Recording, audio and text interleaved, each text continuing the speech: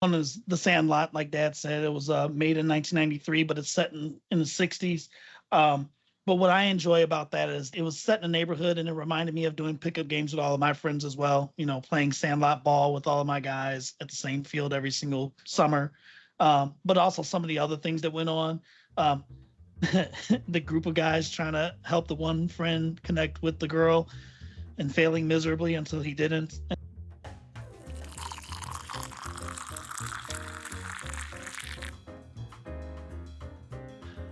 Hello, and welcome to the Cup of Tea Critiques podcast. I'm your host, Brandon Chasen, and like always, I'll be joined today by the great team that brings you cupofteacritiques.com. We are excited to get started on our podcast, where we will share our perspectives on several areas in movies and television. At Cup of Tea Critiques, we review movie and television series and tag them with a tea brew that evokes a feel for the production.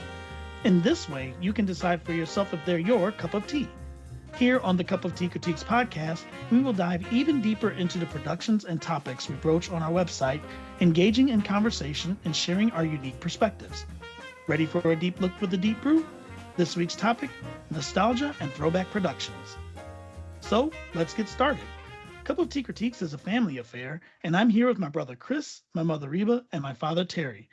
And fam, real quick to get started, Dad, I'm going to kick it over to you and just kind of help for our audience members. Can you kind of give us the etymology of the word nostalgia so they know where we're coming from? Actually, the term was coined around 1688 by a Swiss doctor, and it was to explain the feeling of homesickness by mercenaries. By around the early 19th century, it was more or less linked to depression. So it started out as sort of a negative thing. And then around 1979, a sociologist sort of redefined it to be associated in a more positive light with things in our past that kind of give us this warm feeling, this sense of security. Yeah, and to expound on what Terry said, if you think about nostalgia, it's a longing for the past, of cherished memories, for example, and those kind of sensory experiences that we have.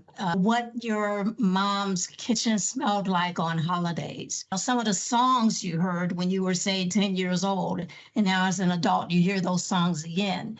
You know, what does that bring to mind? How does that make you feel? And so feeling those things again, that is what we mean by nostalgia.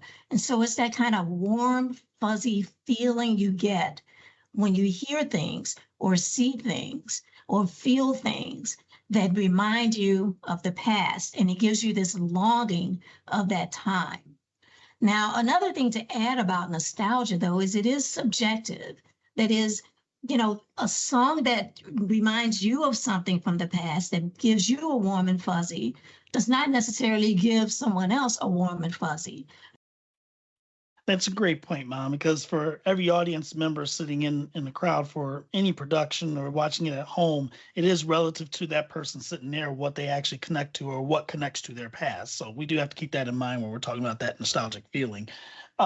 Chris, I want to go ahead and throw it to you because while we're talking about how this is subjective, how do Throwback Productions really accomplish that goal of giving its audience members that feeling? This conversation was kind of sparked by mom and dad watching Fight Night, and a Peacock original series that starred Kevin Hart and Samuel L. Jackson, and it was kind of set in I believe the 70s. Daniel Smalls, Esquire. Hey, this chicken. Hey, I might have got myself into something real bad. Was that your house I saw on the news this morning? Listen, that's what I want to talk to you about. Okay, I got robbed. I got robbed, Smalls, and I'm the victim in this whole thing. Okay, calm down. Now, have you broken any laws? No, hell no, I ain't break no laws. Okay, I'll tell you this part though. We set up a gambling operation in my basement, right? We did it with some hoods and some hookers, but I ain't did nothing. I gotta go. And so a lot of the hair and the costumes and the makeup was, of that period. And so I think that's maybe the first and foremost or the most just very obvious way that that productions create a nostalgic feel is to just show you how people were dressing, how people were showing out, how people were presenting themselves, and how that, and you think about how that's changed whenever you see it. Um, the way people interacted in communities, sitting on the stoop, or walking around, or everybody knows this person, or this person's got this nickname, or the kind of slang thrown back and forth between people. Um, the what people do for a living, might have changed. Um, who are the politicians of the time? If it comes up, who's in office, or who's the mayor put this new policy in, yada yada yada, and they just kind of, you know uh stoop talk. He's got this new smoking or whatever it is. um so I think those are maybe the first and foremost things, but also I would say, even what people spend their time doing. Are people going to the roller rink? Are they going to the mall? Are they hanging out, basically? What if they're playing video games? What video games are they playing? If you're showing a movie set way back, it's probably people playing games together, not people playing games on a headset. Um, so that's another thing, is just what activities are people indulging in. And I think, maybe lastly, shooting and editing your production the way somebody would have at the time. I think about how movies used to begin in the 80s and the 90s. There would be a very long intro credit sequence where some kind of hit song would be playing over it, and it would just, you might get like some kind of like wide shot of just like the New York skyline or something like that, and there would just be credits going for what seemed like, Yeah. 5 minutes, as a song is playing before we meet any of the characters. And movies don't generally begin that way anymore. So just even how they choose to pace it. Yeah. Yeah, I would add to that too, community and culture. Terry and I really enjoyed the television series Fight Night. And one of the things that really stuck out for me, well, there were a number of things that stuck out for me, but one of the things that really did is the way people looked out for one another in the neighborhood. So the movie was set in 1970 Atlanta, and I was raised in Chicago. So obviously those are two different cities, but um, the neighborhood feel of Atlanta at that time reminded me very much of the community that I grew up in. And in my community, people looked out for one another. As a matter of fact, there were these 2 or 3 women in the neighborhood who sat on the stoop and just pretty much looked out for everybody else's kids, including their own. And they noticed when odd things were going on in the neighborhood. And there was one instance in night where they're setting up for a party, and the people are moving things in and out of this house for a party. And so there are these people going in there that neighbor, this woman doesn't recognize, and she comes off of her stoop and confronts them. And that just reminded me so much of, Mrs. Woods and Mrs. Jackson. They would have done that exact same thing. And so just bringing those kinds of elements. And now today in a lot of communities, that probably would never happen. But back then, that is how people operated in those neighborhoods. They were one big family, not connected by blood, but it was a huge kinship. And so that was huge. And that is in addition to everything Chris just mentioned. One more thing to add, music is also something that catalyzes the senses. And it is something that takes you back to that period, and it just makes you feel some kind of way. Yeah. My list is the clothing and the hairstyles, the music has been mentioned, and I mentioned mannerisms, how people interacted, how they moved. I can pretty much associate that to a time period as well. The cars, the buildings, and then the last thing that I mentioned that came to me as I was thinking about this topic was the pace. How things moved in the movie, the pace, because I think certain time periods had certain pace set to them.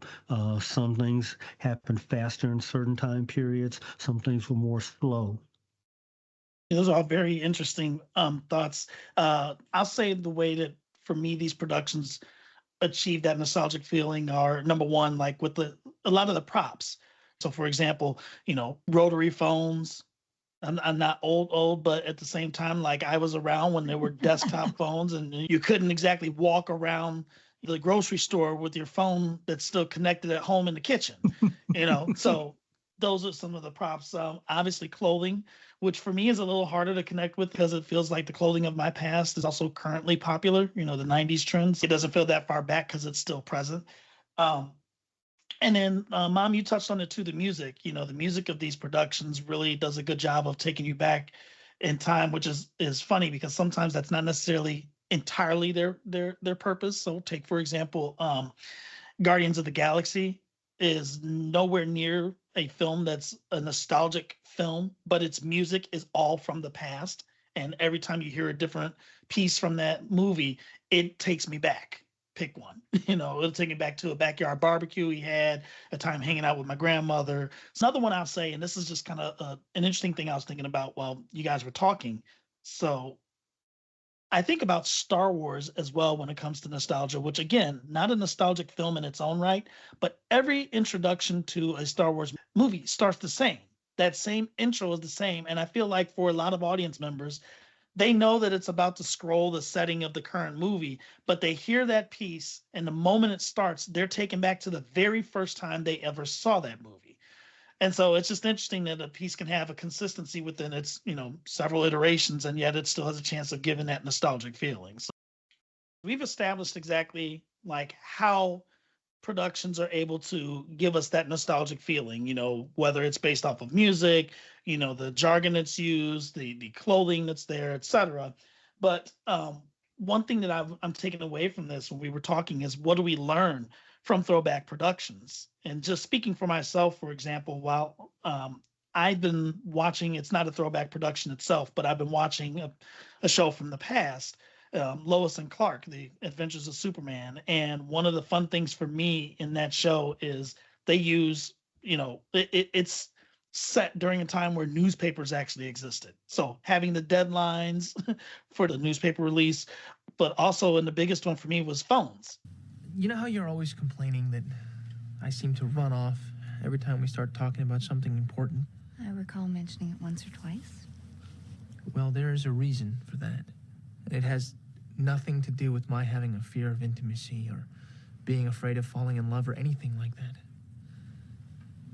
I think I should just tell you this as simply and as honestly as I can.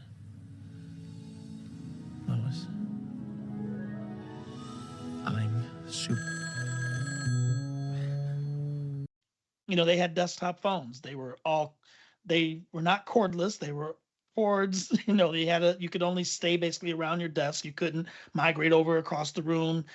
They had to literally leave the office to go get coffee from out front, and they were unavailable at the time. And for me, it reminds me of an appreciation of a time frame where we had to interact with each other in order to get by. It wasn't just having access to our phones where the internet is at our fingertips and we can Google anything and completely distract ourselves and keep ourselves from interacting with other people. And it reminded me of like, hey, it was still important to connect, and hopefully I don't forget that. It also gave me an appreciation for what can be, which is the ability to go into my phone and find the phone number of that long lost friend or whatever and reach out to them, as opposed to needing to track down an address book and hope that I actually have their number still written down, and then also hope that they may still live at that address where that phone number is active. So it was nice I learned to appreciate the ways that we can communicate today, as well as the lesson of making sure to connect in the present like we used to in the past. Panel, I'll throw this out. Chris, maybe I'll give it to you first here. What do you feel like you learned from Throwback Productions? Pretty much the same thing. I think you mentioned using technology to get by. I think even just for trivial things, sometimes the limitations that we had made it easier to bond. It could just be as simple as something that we would look up today instead of asking. Like I feel like you could be with a group of friends, 30 years ago, and ask if a certain actor was in a movie, and you could take sides on it, whether or not this actor was in this movie, and you could go back and forth about it for, who knows how long. That's never gonna happen again. At some point, somebody's gonna pull out their phone and go to IMDb really fast. So I think, while some people might hear that and say, "Well, good, you didn't waste any time," but but you might have just missed out on a fun, bonding moment with people. And so I mean, there's the, I guess that's the bittersweet aspect to nostalgia in general. Is we've solved problems, but we also lost potential moments to bond with each other. Oh, yeah. An interesting thing for me in Throwback Productions is, you guys touched on this a bit, is setting things in that particular time period and looking at those how much we had advanced from a previous time period, what was considered cutting edge technology at that point in time in the setting, and then comparing that to the times previous to that and present day. It's interesting to kind of put those things in perspective. So that's one thing that I learned when looking at Throwback Productions. Mom, you got anything here you want to add with that? I guess what I'm struggling with is when, I guess I look at, when I films, I'm looking at them more for entertainment value, and I just happen to, develop an affinity for them because they take me to a time and place where I just felt good. That reminds me, for example, of when my mom was here and I hung out in the kitchen with her as she cooked for holidays, or when I played games outside with my cousins. And, it reminds me of that, certain activities we did at school. And they're not learning moments for me, they're feeling moments for me. And so I separate those kinds of throwback films, the throwback films, that is, that give me that feeling of nostalgia, from historical films. So if you were to ask me, for example, what can I learn from a historical film like Hidden Figures, then I would have certainly an answer for you, because those were events that I knew absolutely nothing about. And it had nothing at all to do with the tools that they used to calculate extensive, complicated math problems. It had to do with the significance of Black women playing these significant roles in space travel at NASA. So I guess that's why I struggle to answer your question, because I separate films for nostalgia versus films for history.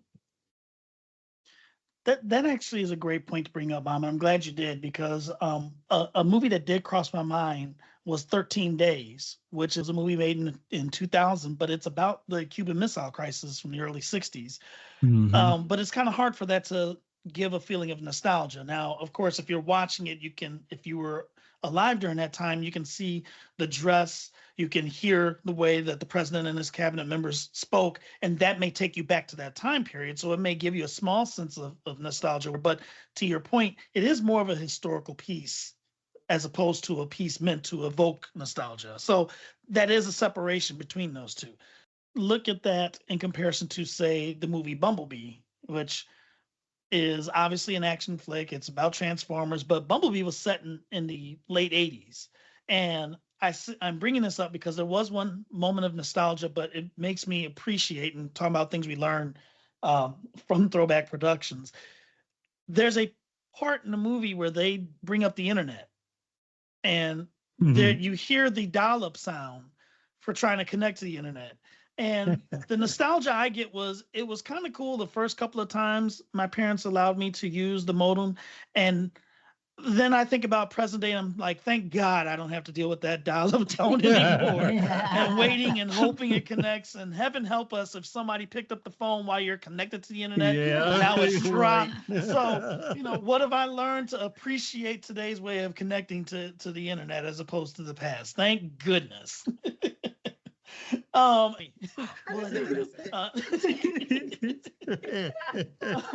and with that wonderful moment, fam, I'm gonna go ahead and I want to try and bring this one home for us here. Like we've talked about, what nostalgia is. We've talked about like the ways these productions give that nostalgic feeling. But fam, for you, and we'll go with the person that can take it back the farthest. Dad, tell us like some of your favorite nostalgic pieces. Another swipe in another podcast. Okay. Yes, I'm keeping count. Favorite, I'll say the three that stand out the most to me that I like are the TV series The Deuce, which was both a bit nostalgic and informative to me. We're just here looking for a new water pick. God damn camcorders. Harvey. Sucking our blood. Whenever Bob, Carol, Ted, and Alice thinks they can make a porn at home, we're done. Hey, Harvey, remember they said TV was gonna kill the movies? Movies didn't die. Amateurs can't hit what we hit. So everyone wants porn in the first place. I admire your eyes. It was surrounding really the making of Times Square. And so that setting, seeing everything that transpired between the time they decided to venture on making this transformation of that area all the way through to it actually becoming Times Square was both entertaining and informative. Everybody Hates Chris, the TV series, just because it gave you that neighborhood feel, and the characters in there just reminded me of, people in my neighborhood and growing up. And then last and not least, The Sandlot, because our neighborhood was one similar to that. You eat dog crap for breakfast, geek. You mix your weeds with your mama's toe jam. Yeah! You bob for apples in the toilet, and you like it. You play ball like a girl. It was a bunch of kids that loved to play sandlot ball, be it baseball, football, or what have you. We were out there either in the field or somebody's backyard playing something. Yeah, so I think my favorite is probably Soul Food. Soul Food is probably my absolute favorite.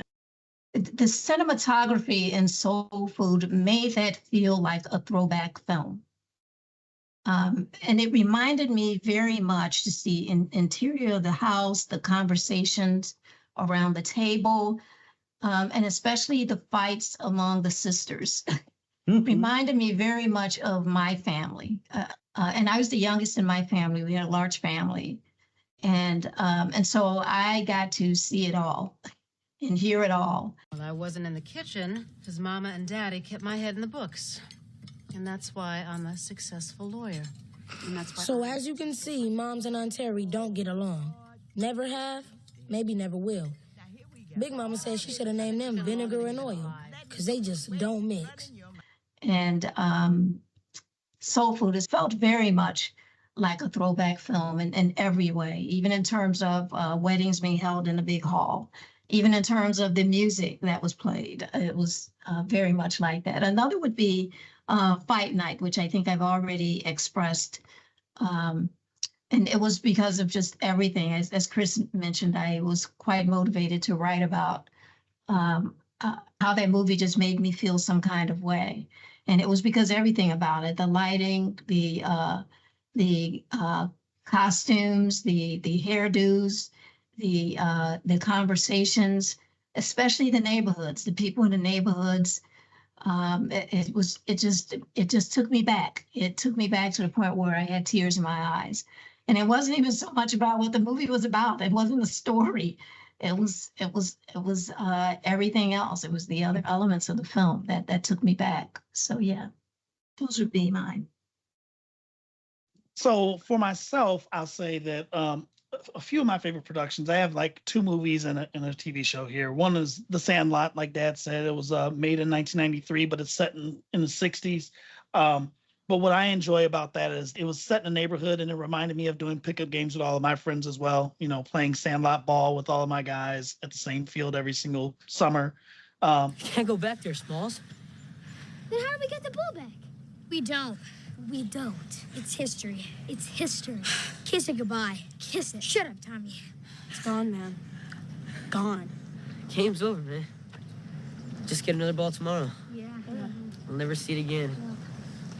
Why not?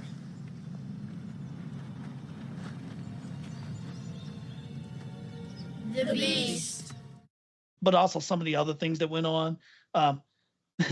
The group of guys trying to help the one friend connect with the girl and failing miserably until he didn't. And then there was the imagination piece to it, the beast that was next door. We didn't have a dog itself in our neighborhood like that around our park, but I do remember thinking that some families own this ginormous dog. And now that I'm an adult, I realize that dog is no bigger than my knee. So it's just funny to think of how big we thought it was when it wasn't.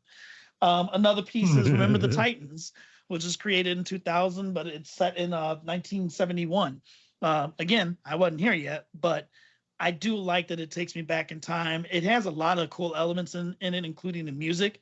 And the music itself reminds me of actually going back in time and all of the barbecues or the house parties we had where all the family was together. And I remember just hearing that when I'd go visit like my cousins or my grandparents and everything. And so that's, for me, Remember the Titans does a good job of that.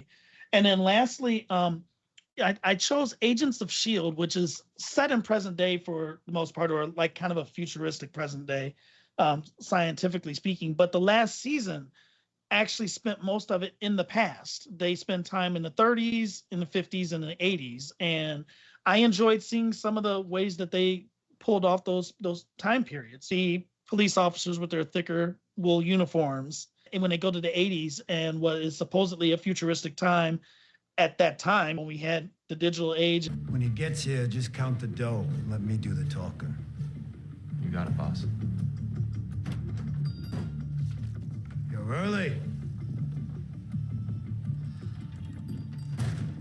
Who the hell are these guys? You boys lost? I'm Ascension Chronicom from the planet Chronica 2. Good for you. Now beat it before we make you freaks regret being born. Chronicoms are not born. I laugh because I'm like, we thought that was technology advanced for the time period, and today it is nothing like what we were able to pull off with all of the technology we have. But I also liked it too because of the contrast it had to the show. So here's a show set in the present, and they took elements of the present and showed that they were out of place. You know, they had kind of like these cyborgs that were chasing them throughout time period. So it's funny to think of a futuristic robot from the 3000s existing in the 1930s. So I just kind of enjoyed how it showed me the differences between where we could be going and where we've been. Chris, why don't you go ahead and share some of your favorites? So my favorites, I would realize, obviously The Sandlot's been mentioned.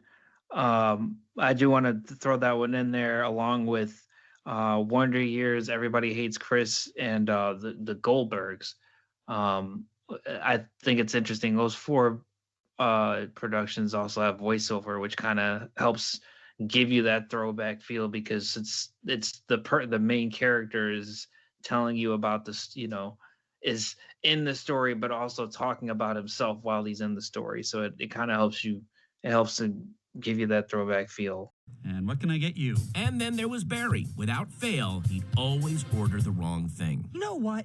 I think I'm gonna have a nice piece of fish. No, stop right there. This is beefsteak Charlie's. Steak is in the name. That means no fish. How's your steamed trout? It's not great. Heard you loud and clear. Trout me. Dude, no, don't do this. Well, since you've all been such jerks, I won't be sharing my delicious trout with any of you. Barbershop, I think, is a good one.